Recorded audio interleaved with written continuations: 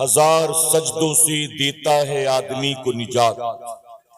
میرے پیارے آقا علیہ الصلوۃ والتسلیم کے پیارے دیوانوں، ذکر شہدائے کرب و بلا کی محفل ہے اور کربلا والوں کا ذکر سنانے کے لیے آج آپ کے گاؤں میں خود ان کا بیٹا آیا ہوا ہے۔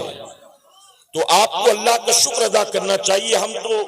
ہم لوگ اگر کربلا والوں کا ذکر کرتے بھی ہیں تو ہم تو در والے ہیں، لیکن سید صاحب تو ظاہر ہے کہ گھر والے ہیں نا، تو گھر والوں سے آج ان کے بابا کا ذکر سننا ہے آپ کو، تو میں گزارش کروں گا کہ بالکل اطمینان سے بیٹھ کر سید صاحب قبلہ کی گفتگو کو آپ سنیں گے انشاءاللہ، ٹھیک ہے؟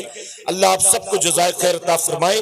ایک بار محبت سے درود شریف پڑھ لیں آپ، اللہم صلی علی محمد وآلہ الف الف مرہ۔ میرے پیارے آقا علیہ الصلوۃ والتسلیم کے پیارے دیوانوں، میں نے قرآن مقدس کے جس آیت کریمہ کی تلاوت کا شرف حاصل کیا، اس کا مفہوم ہے بے شک نماز روکتی ہے بے حیائی اور بری بات سے۔ اللہ رب العزت نے اس آیت کریمہ کے ذریعے نماز کی دو برکتوں کا ذکر فرمایا۔ ایک سب سے پہلی چیز ہے نماز بے حیائی سے روکتی ہے، اور دوسرا نماز روکتی ہے بری بات سے، یعنی برائی سے۔ اور میں علماء کی موجودگی میں یہ بات ذمہ داری کے ساتھ کہوں گا، آج ہماری سوسائٹی میں یہ دونوں چیزیں بہت عام ہو چکی ہیں۔ عورتوں میں بے حیائی، بے غیرتی، بے پردگی عام ہے، اور مردوں کے اندر طرح طرح کی برائیاں عام ہیں۔ میرے پیارے آقا کے پیارے دیوانوں، اللہ نے فرمایا کہ نماز بے حیائی اور بری بات سے روکتی ہے۔ پھر آخر مسلمانوں کے اندر بے حیائی اور برائی کیوں کر پائی جاتی ہے؟ ریزن کیا ہے؟ تو جانتے ہیں اس کا سب سے بڑا ریزن یہ ہے کہ چونکہ ہماری اکثریت نماز پڑھتی نہیں۔ 5 وقت کی نماز کو فرض فرمایا ہے۔ آپ بتائیے کہ ہماری بے حسی کا عالم کیا ہوگا، ہماری اور آپ کی نافرمانی کا عالم کیا ہوگا کہ اللہ رب العزت نے ہر عاقل بالغ مسلمان مرد و عورت پر ایک دن کے اندر 24 گھنٹے میں 5 وقت کی نماز کو فرض کیا، لیکن مسلمان نماز پڑھنے کے لیے تیار نہیں۔ آپ کو جان کر تعجب ہوگا، قرآن مقدس میں اللہ رب العزت نے کتنے مقامات پر نماز کا حکم دیا جانتے ہو؟ تقریباً 700 مقامات پر۔ کتنے مقام پر؟ اگر آپ اپنی والدہ سے محبت کرتے ہیں اور آپ کی والدہ نے کہا کہ بیٹا تو یہ کام تو کرتا ہے نا، یہ مجھے اچھا نہیں لگتا، یہ کام مت کیا کر، اگر فرما بردار اولاد ہوگی تو ماں کی بات مانے گی کہ نہیں مانے گی؟ اگر ابا کے فرما بردار اور اطاعت گزار ہے، ابا نے کہہ دیا آج کے بعد اس لڑکے کے ساتھ مجھے نظر مت آنا، باپ سے محبت ہے تو باپ کی بات مانو گے کہ نہیں مانو گے؟ آپ بتائیے اگر بیوی کوئی فرمائش کر دے، آج آتے آتے آئس کریم لے آنا، میرا 2 دن سے بہت جی چاہتا ہے آئس کریم کھانے کا، تو بیوی کی خواہش کو پورا کریں گے کہ نہیں کریں گے؟ اگر آپ کی اولاد یہ کہے کہ ابا اس بار عید میں وہ کپڑا لوں گا میں، تو اپنی اولاد کی خواہش کو پورا کریں گے کہ نہیں کریں گے؟ آپ کو یہ پتا ہے کہ پیر صاحب کو کھانے میں کیا پسند ہے، پیر صاحب کو پینے میں کیا پسند ہے، پیر صاحب کو پہننے اوڑھنے میں کیا پسند ہے۔ اگر آپ کے پیر صاحب آپ کو کوئی بات کہہ دیں تو پیر صاحب کی بات مانتے ہیں کہ نہیں مانتے؟ میرے پیارے آقا علیہ الصلوۃ والتسلیم کے پیروانوں، اپنے جیسے انسانوں کی بات ماننے کو تیار ہو۔ ماں باپ کی محبت میں ماں باپ کی بات مانو گے، اولاد کی بات مانو گے، اپنی بیوی کی استاد کی پیر و مرشد کی بات مانو گے، لیکن وہ رب جو ساری کائنات کا خالق ہے، ساری کائنات کا مالک ہے، وہ کسی بات کا حکم 1-2 مرتبہ نہیں، 100-200 مرتبہ نہیں، بلکہ 700 مرتبہ دیتا ہے۔ اللہ کسی بات کا حکم 700 مرتبہ دے اور پھر بھی ہم اس کی بات نہ مانے، تو بتائیے سروے زمین پر ہم سے بڑا بھی کوئی نافرمان ہو سکتا ہے؟ اگر بیٹا باپ کی بات نہ مانے تو باپ کہتا ہے آج کے بعد تو میرے لیے مر گیا۔ اگر بھائی بھائی کی بات نہ مانے تو بھائی کہتا ہے آج کے بعد تیرا میرا کوئی لینا دینا نہیں ہے۔ اگر بیٹا ماں کی بات نہ مانے تو ماں کہتی ہے ایسی نافرمان اولاد ہونے سے تو اچھا کہ میں بانجھ رہتی۔ غلط تو نہیں کہہ رہا ہوں؟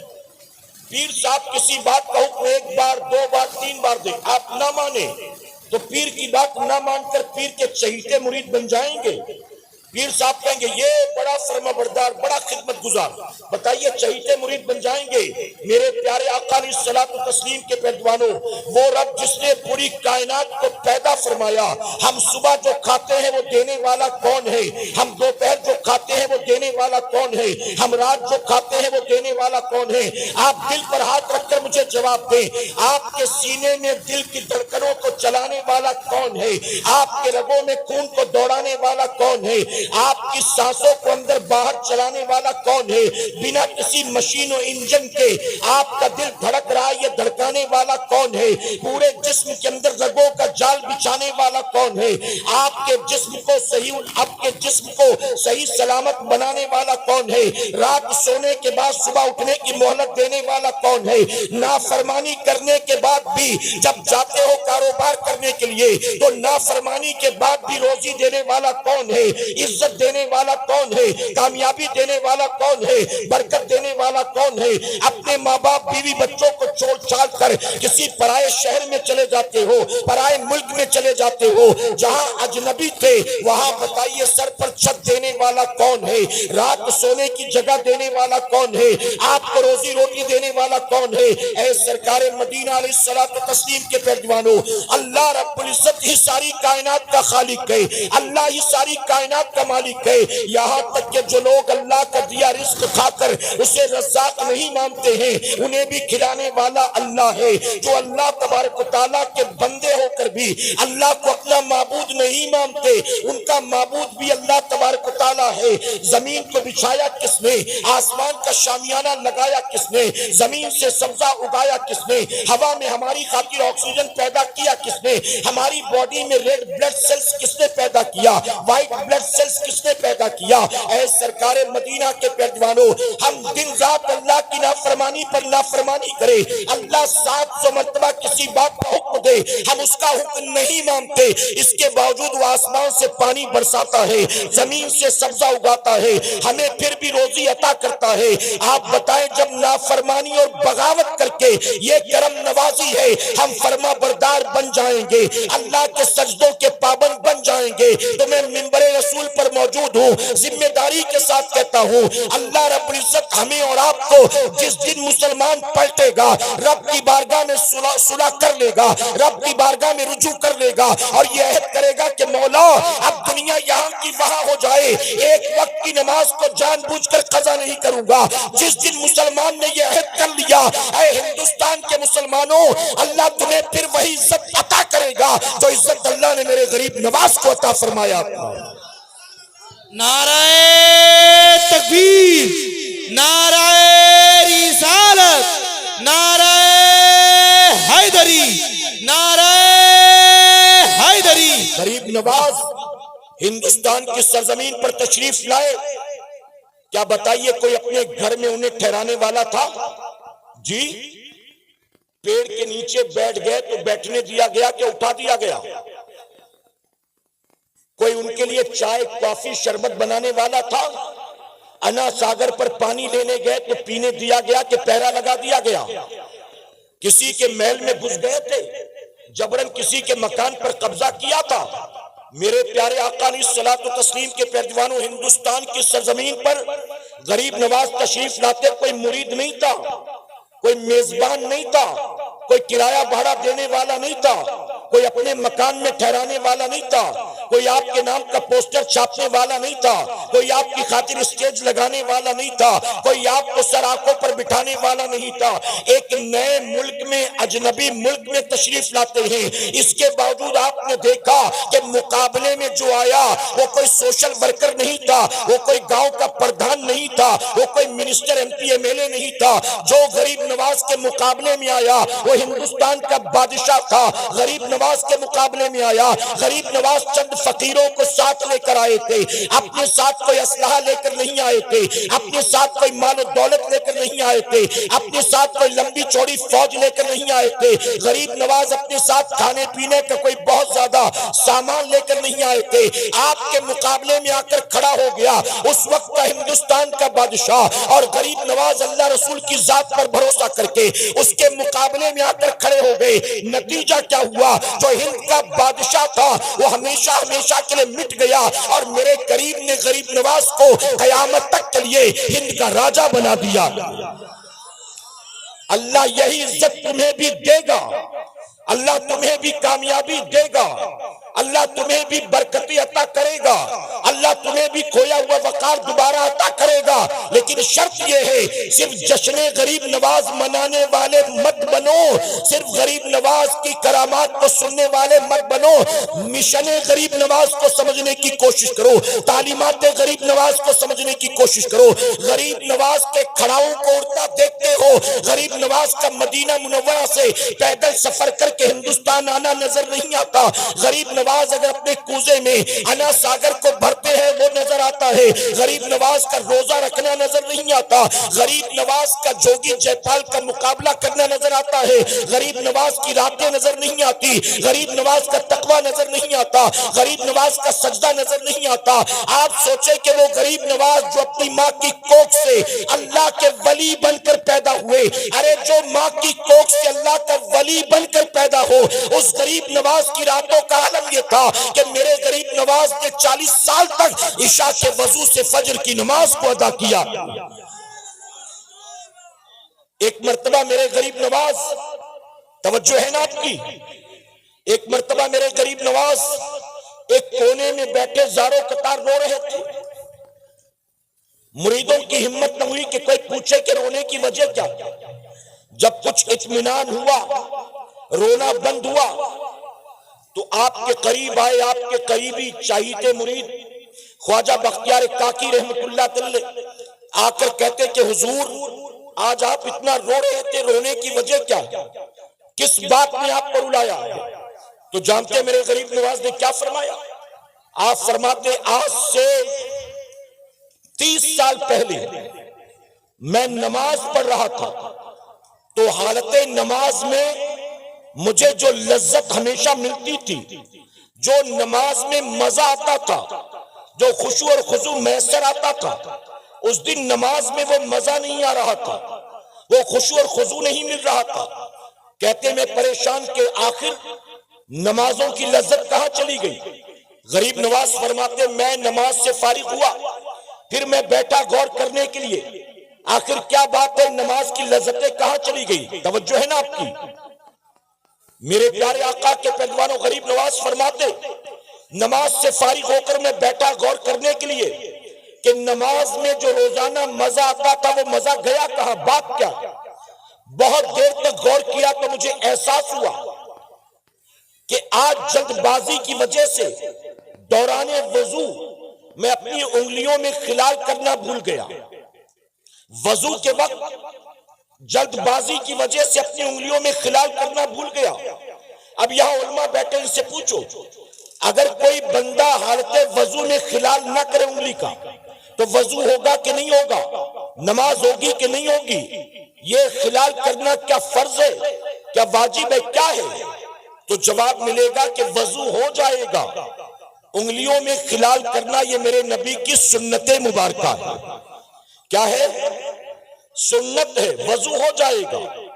غریب نواز فرماتے جب احساس ہوا کہ جلد بازی کی وجہ سے خلال نہیں کر سکا تو مجھے اپنی غلطی کا احساس ہوا اور میں یہ سوچ کر رونے لگا کہ آج مجھ سے نبی کی ایک سنت چھوٹ گئی۔ اگر کل قیامت کے دن میرے آقا نے میرا گریبان پکڑ لیا اور کہا کہ معین الدین میں نے تجھے ہندوستان بھیجا، ہند کا راجہ بنایا، ایک مشن لے کر تجھے ہندوستان روانہ کیا، اور تو نے وہاں جا کر کیا کیا؟ تو نے میری ہی سنت کو چھوڑ دیا۔ غریب نواز کہتے کہ جب مجھے اس بات کا احساس ہوا اس ایک سنت کے چھوڑنے کی وجہ سے اگر قیامت میں میرے آقا نے میری پکڑ کر لی تو پھر میں کیا جواب دوں گا؟ کہتے 30 سال پہلے غلطی ہوئی تھی، لیکن جب بھی وہ بات یاد آتی ہے میں یہ سوچ کر رونے لگتا ہوں کہ کاش میرے حال پر میرے نبی کو رحم آ جائے اور میرے آقا مجھے معاف کر دے اور قیامت میں آقا میری پکڑ نہ کرے۔ اے مسلمانوں، یوں ہی کوئی گٹکا زردہ ماوا کھاتے آتے غریب نواز نہیں بن گیا، جھاڑ پھونک کرتے کرتے کوئی غریب نواز نہیں بن گیا، حقہ پی پی کے کوئی غریب نواز نہیں بن گیا، کوئی پیری مریدی کر کر کے غریب نواز نہیں بن گیا۔ اگر اللہ نے یہ مقام عطا کیا ہے تو اس مقام کے پیچھے وجہ کیا ہے؟ غریب نواز کہتے 30 سال پہلے سنت جلد بازی کی وجہ سے غلطی سے رہ گئی تھی، جب بھی غلطی یاد آتی ہے رونے لگتا ہو کہ کاش میرے نبی کو مجھ پر رحم آ جائے اور میرے نبی مجھ کو معاف کر دے۔ اگر قیامت میں انہوں نے میری پکڑ کر لی اور کہا تو نے میری سنت کو چھوڑا تو میں کیا جواب دوں گا؟ اے خوش عقیدہ سنی مسلمانوں، غریب نواز کی چھٹی منانے والوں ذرا سوچو، ہمارے امام سے ایک سنت غلطی سے رہ جائے تو غریب نواز 30 سال تک روتے نظر آتے ہیں، اور غریب نواز کی چھٹی منانے والا، عرس پاک میں جا کر چادر چڑھانے والا، اور غریب نواز کے عرس کے نام پر نہ جانے کیا کیا رسم و رواج کرنے والا، روزانہ اٹھ کر صبح چہرے سے داڑھی منڈاتا ہے تب اسے نبی کی سنت یاد نہیں آتی، جب وہ گالیاں دیتا ہے تب اسے احساس نہیں ہوتا کہ یہ حرام و ناجائز ہے، جب ماں باپ کو جھڑکیاں دیتا ہے تب اسے احساس نہیں ہوتا کہ یہ ناجائز و حرام ہے، جب دوسروں کے بہو بیٹیوں پر گندی نظریں ڈالتا ہے، سیٹیاں تالیاں بجاتا ہے تو احساس نہیں ہوتا کہ یہ ناجائز و حرام ہے۔ اے سرکار مدینہ کے پہلوانوں، ہم نبی کی 12ویں بھی مناتے ہیں، غوث پاک کی 11ویں بھی مناتے ہیں، ہم غریب نواز کی چھٹی بھی مناتے ہیں، ہم کربلا والوں کے نام پر ماہ محرم میں نہ جانے کون کون سی رسمیں کرتے ہیں، ہم بزرگان دین کا عرس پاک بھی مناتے ہیں، ہم یہ ساری چیزیں رسمی طور پر کر کے گزر جاتے ہیں، لیکن اللہ کے ان برگزیدہ بندوں کی تعلیمات کو ہم سمجھنے کی کوشش نہیں کرتے، ان کی حیات طیبہ کا مطالعہ کرنے کی ہم کوشش نہیں کرتے، اور ہمارے جلسوں میں جب ہم آتے ہیں تو جلسوں میں بھی آتے ہیں تو لگتا ہے جیسے گانوں کے چسکے کے لیے آئے ہیں، محض انٹرٹینمنٹ کے لیے آئے ہیں، محض بھیڑ بھاڑ کا حصہ بننے کے لیے آئے ہیں۔ میرے پیارے آقا علیہ الصلوۃ والتسلیم کے پیغمبروں، غریب نواز نے 40 سال تک عشاء کے وضو سے فجر کی نماز کو ادا کیا۔ اگر غریب نواز کے واقعی عاشق ہو آج اس محفل سے اٹھنے سے پہلے طے کر لینا، ہمارے غریب نواز نے 40 سال تک عشاء کے وضو سے فجر کی نماز کو ادا کیا ہے۔ ہم بھی وعدہ کرتے ہیں اب روزانہ عشاء کے وضو سے عشاء ادا کریں گے اور فجر کے وضو سے انشاءاللہ فجر ادا کریں گے۔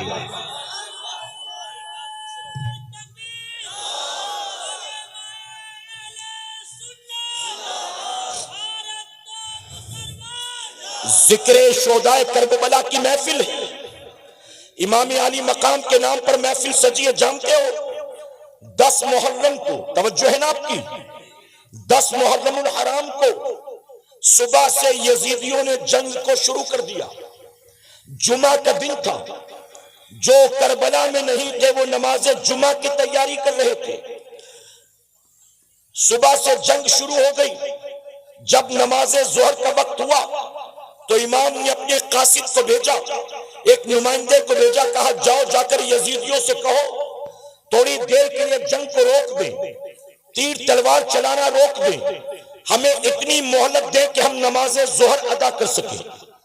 وہ کربلا کے میدان میں تھے، میدان جنگ میں، انہوں نے کہا ہمیں ظہر ادا کرنے کی مہلت مل جائے، مسافر تھے، اگر مہلت ملتی بھی تو کتنی دیر تک پڑھتے، 2 رکعت نماز پڑھنا تھا، کتنا وقت لگتا۔ آپ نے فرمایا جاؤ جا کر کہو یزیدیوں کو تھوڑی دیر جنگ روکیں تاکہ ہم ظہر ادا کر لیں۔ تو جانتے ہو یزیدیوں نے کیا کہا؟ یزیدیوں نے امام علی مقام کے قاصد سے کہا حسین کو جان بچانے کا بڑا اچھا بہانہ سوجا ہے، معاذ اللہ، نماز کے نام پر جنگ کو روکنا چاہتے ہیں حسین۔ حسین سے کہو کہ نماز پڑھنے کا بہت شوق ہے نا، پڑھو، جتنی پڑھنا چاہتے اتنی پڑھو، ہم نہیں منع کریں گے، لیکن شرط یہ ہے نماز شروع کرنے سے پہلے یزید کی بیعت کرنی ہوگی۔ یزید کی بیعت کرو گے تو نماز پڑھنے دیں گے، اور اگر یزید کی بیعت نہ کی تو ہم نماز کو دیکھ کر تمہیں چھوڑیں گے نہیں، بلکہ ہم بھی وہ لوگ ہیں جو حالت سجدہ میں تمہاری گردن کو کاٹ دیں گے۔ یا تو یزید کی بیعت کرو یا تو نماز پڑھو۔ جب امام علی مقام کے قاصد نے آ کر کہا ظالم جنگ روکنے کو تیار نہیں ہے بلکہ دھمکی دے رہے ہیں، کہ اگر نماز پڑھنی ہے تو پڑھو، لیکن یزید کی بیعت پہلے کرنی ہوگی، یزید کی بیعت نہیں کرو گے تو ہم مروت نہیں کریں گے، نماز شروع کر دی تو سجدے میں سر کاٹ دیں گے۔ تو جانتے امام نے کیا کہا تھا؟ امام نے کہا جاؤ جا کر یزیدیوں سے کہہ دو، یزیدیوں سے جاؤ جا کر یہ کہہ دو حسین نہ یزید کی بیعت کے لیے تیار ہے اور نہ جان بوجھ کر نماز قضا کرنے کے لیے تیار ہے، نہ ہاتھ میں ہاتھ دوں گا اور نہ نماز چھوڑوں گا۔ جاؤ کہہ دو کہ دھمکیاں دینا بند کر دیں، اگر یہ حالت سجدہ میں سر کاٹنے پر تلے ہیں تو حسین بھی سجدے میں سر کٹانے پر تلا ہے۔ میں سر کٹا تو سکتا ہوں لیکن نماز قضا نہیں کر سکتا ہوں۔ یہ کون کہہ رہا ہے؟ میرے پیارے آقا علیہ الصلوۃ والتسلیم کے پیروانوں، یہاں علماء موجود ہیں، آپ پوچھئے اپنی مسجد کے امام صاحب سے پوچھئے گا، ایک آدمی اگر نماز میں ہے اور حالت نماز میں کہیں سے سانپ یا بچھو آ گیا، کوئی موذی جانور، اور اس کو یقین ہے کہ یہ مجھے ڈنک مار دے گا، ڈس لے گا، تو ایسی صورت میں کیا وہ نماز توڑ سکتا ہے؟ شریعت کا کیا حکم ہے؟ تو آپ کو پتا چلے گا شریعت کی اجازت ہے کہ وہ نماز توڑ کر اسے مارے اور اپنی جان بچائے۔ اس وقت جان بچانا فرض ہے، نماز بچانا نہیں۔ اس کو مارو، جان بچاؤ، اور پھر اپنی نماز پھر ادا کر لو۔ اور صرف اپنے لیے نہیں، اگر کوئی چھوٹا بچہ سو رہا ہے کمرے میں اور آپ نماز پڑھ رہے ہیں اور اچانک کہیں سے کوئی سانپ بچھو آ گیا اور آپ کو یقین ہے کہ اگر میں نے نماز توڑ کر اسے نہیں مارا تو یہ بچے کو ڈس لے گا، بچے کو ڈنک مار دے گا، تو بچے کی جان بچانے کے لیے بھی شریعت نے آپ کو نماز توڑنے کی اجازت دی۔ اب آپ بتائیے کہ جان بچانا ایسی صورت میں فرض، اور بھی بہت اس کی تفصیل ہے، میں اس میں نہیں جاتا، صرف آپ کو یہ کہوں گا ذرا بتائیے وہ 22,000 خون کی پیاسی تلواریں جنہوں نے امام علی مقام کے ننھے علی اصغر کو نہیں چھوڑا، 6 ماہ کے لخت جگر کے سوکھے حلقون پر تیر چلایا، جنہوں نے امام حسین کے بھانجوں اور محمد کو نہیں چھوڑا، یعنی اہل بیت کے چھوٹے چھوٹے بچوں کو بھی ظالموں نے چھوڑا نہیں ہے۔ امام کو پتا تھا اگر ان ظالموں کے سامنے میں نے سجدے میں سر کو جھکایا تو یہ میرے خون کی ننگی پیاسی تلواریں یہ میری گردن کو کاٹ دیں گی۔ امام علی مقام کیا شریعت کا مسئلہ نہیں جانتے تھے کہ ایسے میں جان بچانا فرض ہے، جان بچ جائے تو نماز پھر کبھی ادا کر لیں گے۔ اللہ دیکھ رہا ہے کہ حالات کیسے ہیں، ایسے میں اگر سجدہ کیا تو یہ ظالم گردن مار دیں گے، لیکن امام جانتے تھے اگر آج جان بچانے کے لیے میں نے نماز کو قضا کر دیا تو قیامت تک جب بھی کربلا کی داستان لکھی جائے گی، جب بھی خطیب منبر پر کھڑے ہو کر کربلا کے واقعات بیان کرے گا تو لکھنے والا لکھے گا حسین نے نماز کو چھوڑ دیا تھا، خطیب کہے گا حسین نے نماز کو قضا کر دیا تھا۔ امام جانتے تھے اگر میں آج چھوڑوں گا تو قیامت تک کے لیے چھوڑنا مثال بن جائے گا، اور اگر میں جان پر کھیل کر جان کی پرواہ کیے بغیر آج نماز ادا کروں گا تو قیامت تک کے لیے میرا سجدہ کرنا نانا کے امت کے لیے مثال بن جائے گا۔ اسی لیے میرے امام نے بتا دیا، حالت سجدہ میں سر کٹا کے میرے امام نے بتا دیا حسین کو یقیناً بیٹے بھی پیارے ہیں، بھتیجے بھی پیارے ہیں، بھانجے بھی پیارے ہیں، بھائی بھی پیارے ہیں، اپنا خیمہ بھی پیارا ہے، اپنے بیوی بچے اور بہن بھی پیاری ہے، حسین کو سب کچھ پیارا ہے، لیکن حالت سجدہ میں امام نے سر کٹا کے بتا دیا حسین کو سب سے زیادہ محبت ہے تو نانا کے آنکھوں کی ٹھنڈک نماز سے محبت ہے۔ میرا امام 3 دن کا بھوکا پیاسا رہ کر 22,000 تلواروں میں نماز نہ چھوڑے، اور ہم 2-4 یاروں میں نماز چھوڑ دیتے ہیں۔ شادی میں گئے تو نماز نہیں، کام دھندے پر گئے تو نماز نہیں، اسکول کالج میں یونیورسٹی میں گئے تو نماز نہیں۔ میرے پیارے آقا علیہ الصلوۃ والتسلیم کے پیروانوں، بعد مرنے کے قیامت کے دن سب سے پہلا جو حساب ہوگا وہ پتہ ہے کہ کائے کا ہوگا؟ جتنا سال بھر کماتے ہو گورنمنٹ کو اس کا حساب دینا پڑتا ہے، ریٹرن فائل کرنا پڑتا ہے کہ سال بھر کا ٹرن اوور کتنے کا، کتنا کمایا، کتنا انویسٹ کیا، کتنا بچایا، کتنی سیونگ، یہ سارا اکاؤنٹ دیتے ہو کہ نہیں دیتے ہو گورنمنٹ کو؟ آپ بتائیے جس کا ہماری کمائی سے کوئی تعلق ہی نہیں ہے، ہم محنت مشقت کر کے کما رہے، اس میں گورنمنٹ کا کیا انوالومنٹ ہے؟ اس کے باوجود گورنمنٹ آپ سے ہر سال حساب لیتی ہے. اگر آپ نے اکاؤنٹ نہیں شو کیا تو آپ کو نوٹس آ جائے گی انکم ٹیکس کی طرف سے.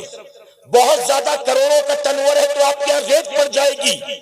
میرے پیارے آقا کے پیروانوں، جن کا ہماری کمائی سے کوئی تعلق نہیں ہے، ہر سال انہیں بھی مجبوراً ہمیں حساب کتاب دینا پڑتا ہے. تو جس رب نے سب کچھ عطا کیا ہے، کیا وہ قیامت میں ہمیں یوں ہی چھوڑ دے گا؟ اور وہاں آپ کی کمائی کا حساب بعد میں ہوگا، بینک بیلنس کا حساب بعد میں ہوگا، آپ کے خرچے کا حساب بعد میں ہوگا، آپ کی بیوی بچوں کا حساب بعد میں ہوگا. سب سے پہلا سوال کس کے بارے میں ہوگا؟ جی اور بلند آواز سے، جن کو نہیں پتا وہ بھی سن لیں، کس کا حساب ہوگا؟ اس کے باوجود پڑھتے ہو. پتا ہے سب سے پہلا حساب نماز کا. جب ایگزام ہوتا ہے شروع، چاہے وہ 10th کے بچے ہو، چاہے 12th کے ہو، چاہے کسی کلاس کے، چاہے کسی مذہب کے، تو ایگزام سے پہلے ٹائم ٹیبل ملتا ہے کہ فرسٹ ڈے آپ کا انگلش کا پیپر ہے، سیکنڈ ڈے آپ کا میتھس کا پیپر ہے، تھرڈ ڈے آپ کا ہسٹری کا پیپر ہے. بتائیے ٹائم ٹیبل ملتا ہے؟ بچہ اسی ٹائم ٹیبل کے اعتبار سے تیاری کرتا ہے کہ نہیں؟ پہلا پیپر انگلش کا، دوسرا ہندی کا، تیسرا ہسٹری کا، پھر 3 دن کی چھٹی، اس کے بعد میتھس کا. اب کوئی بچے سے کہے کہ بیٹا انگلش کی تیاری مت کر، ہندی کی تیاری مت کر، ہسٹری کی تیاری مت کر، پورا زور جو ہے وہ میتھس پر دے. وہ کہے گا پرچہ آج انگلش کا ہے، میتھس کیوں پڑھوں؟ پرچہ آج جو ہے ہندی کا ہے، میتھس کیوں پڑھوں؟ الجبرا سے پہلے 3 دن کی چھٹی ملے گی، تب الجبرا کی تیاری کر لوں گا. ابھی مجھے جو آج ایگزام دینا اس کی تیاری کرنے دو. ارے چھوٹے چھوٹے بچے بھی جانتے ہیں کہ پرچہ جس چیز کا سب سے پہلے ہوگا، تیاری سب سے پہلے اسی کی جائے گی. لیکن میری قوم کو یہ بات سمجھ میں کیوں نہیں آتی؟ یہ ساری تیاریاں تو کیے بیٹھا ہے. اپنی بیٹی کی شادی کی تیاری، اپنے مرنے کے بعد بچے کے کام دھندے کی تیاری، اپنے گھر بار کی تیاری، اپنے کھانے پینے کی تیاری، اپنے اوڑھنے پہننے کی تیاری، اپنے گھومنے پھرنے کی تیاری. تو انہیں دنیاوی اعتبار سے ساری تیاریاں کر رکھی ہے. لیکن اے مسلمان، کیا تو نے کبھی قبر کی تیاری کے بارے میں سوچا ہے؟ کبھی میدان قیامت کی تیاری کے بارے میں سوچا ہے؟ ہمیں کبھی فرق ہی نہیں پڑتا. ہمارے پاس لوگ آتے ہیں، کوئی آ کر کہتا ہے حضرت دعا کرے، اس سال میری بیٹی نیٹ کی تیاری کر رہی ہے. کوئی کہتا ہے دعا کرے میرے بیٹے کا انجینئرنگ کا لاسٹ ایئر ہے وہ کامیاب ہو جائے. کوئی کہتا ہے کہ میرا بیٹا 12th کی تیاری کر رہا ہے. کوئی کہتا ہے میرا بیٹا یا بیٹی IAS کی تیاری کر رہے ہیں. ہمارے پاس لوگ آتے ہیں اپنی اولاد کے لیے دعائیں کروانے، بیٹی یہ ایگزام دے رہی دعا کر دے، بیٹا یہ تیاری کر رہا ہے دعا کر دے. لیکن آج تک کوئی ایک بھی ماں باپ ایسے نہیں آئے جنہوں نے ہم سے آ کر یہ کہا ہو کہ حضرت دعا کر دیجئے میرا بیٹا قبر کے امتحان میں کامیاب ہو جائے، میری بیٹی آخرت کے امتحان میں کامیاب ہو جائے. میرے پیارے آقا کے پیروانوں، جانتے ہو ایک اللہ کے ولی دنیا کو چھوڑ چھاڑ کر ایک پہاڑ کی چوٹی پر جا کر بیٹھے تھے. 30 سال تک اللہ کی عبادت کرتے رہے. اللہ اللہ اللہ، نہ کہیں آنا جانا، نہ کسی سے ملنا جلنا. جب چاروں طرف ان کی ولایت کے چرچے ہوئے تو لوگ خود ہی کھچے کھچے ان کے پاس چلے گئے ملنے کے لیے. 30 سال سے دنیا کو ٹھوکر مار کر پہاڑ کی چوٹی پر بیٹھے اللہ کی عبادت میں مصروف، دنیا کھچی چلی آئی ان کے پاس. ایک دن وہ بیٹھے زاروں قطار رو رہے تھے. مریدوں نے پوچھا کہ حضور آپ کیوں رو رہے ہیں، کیا بات ہے؟ آپ کے پاس لوگ روتے ہوئے آتے ہیں، مسکراتے ہوئے جاتے ہیں، دکھی ہو کر آتے ہیں، سکھی ہو کر جاتے ہیں، پریشان حال آتے ہیں، اطمینان سے مطمئن ہو کر جاتے ہیں. آج آپ خود ہی رو رہے ہیں، کیا بات ہے؟ تو جانتے اللہ والے نے کیا کہا 30 سال سے پہاڑ کی چوٹی پر آ کر بیٹھا ہوں.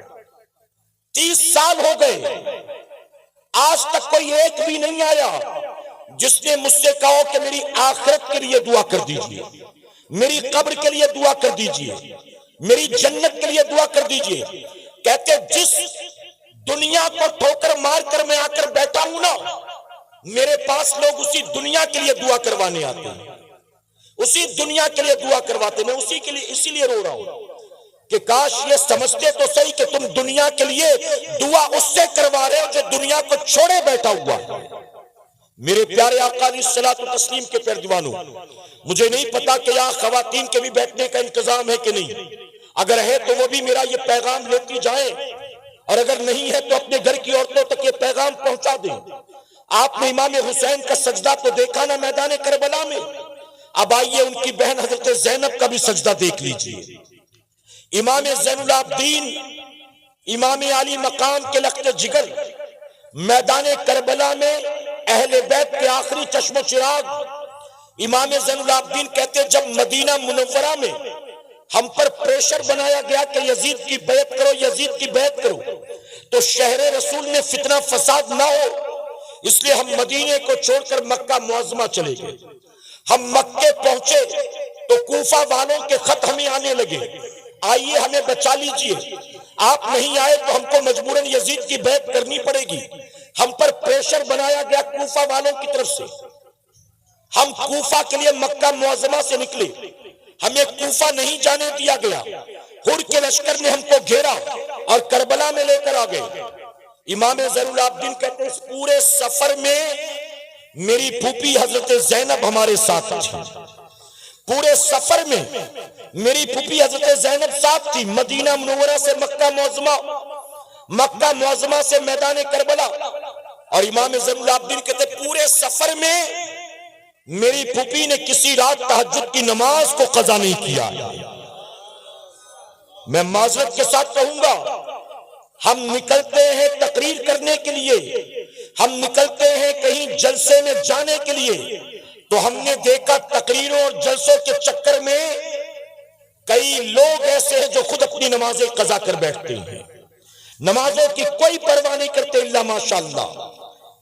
جب نکلتے ہیں رات جلسہ اٹینڈ کرنے کے لیے تو نماز کی پرواہ نہیں، اور رات کے 3-4 بجے تک جب جلسے میں رہتے ہیں تو نماز فجر کی پرواہ نہیں۔ آپ سوچیں ہم تقریر کرنے جا رہے ہیں تو نماز کی پرواہ نہیں کرتے، اور وہ میدان کربلا کی طرف نکلی ہیں اور نماز تہجد قضا نہیں کر رہی ہیں۔ امام زین العابدین کہتے ہیں ہم کربلا کے میدان میں آگئے، کربلا میں کوئی 4 دیواری نہیں تھی، نیچے کوئی قالین و بستر نہیں تھا، تپتا صحرا تھا، آسمان سے سورج آگ اگل رہا تھا، ہم اپنے خیموں میں تھے۔ 1 تاریخ، 2 تاریخ، 3 تاریخ، امام زین العابدین فرماتے وقت گزرتا رہا اور میری پھوپھی ہر رات اٹھ کر تہجد کی نماز ادا کرتی رہی، اور محبت سے کہیں امام زین العابدین فرماتے 7 تاریخ کو پانی بند، 8 تاریخ کو ہمارے خیمے میں پانی ختم، 9 تاریخ کو چھوٹے چھوٹے بچے بھی بھوکے پیاسے، یزیدیوں نے پانی تو بند کر دیا، میری پھوپھی نے تہجد بند نہیں کیا، تہجد ادا کرتی رہی۔ 10 محرم کو صبح سے جنگ کا آغاز ہوا، دوپہر ہوتے ہوتے ہمارے جتنے تھے سب کو ظالموں نے شہید کر دیا۔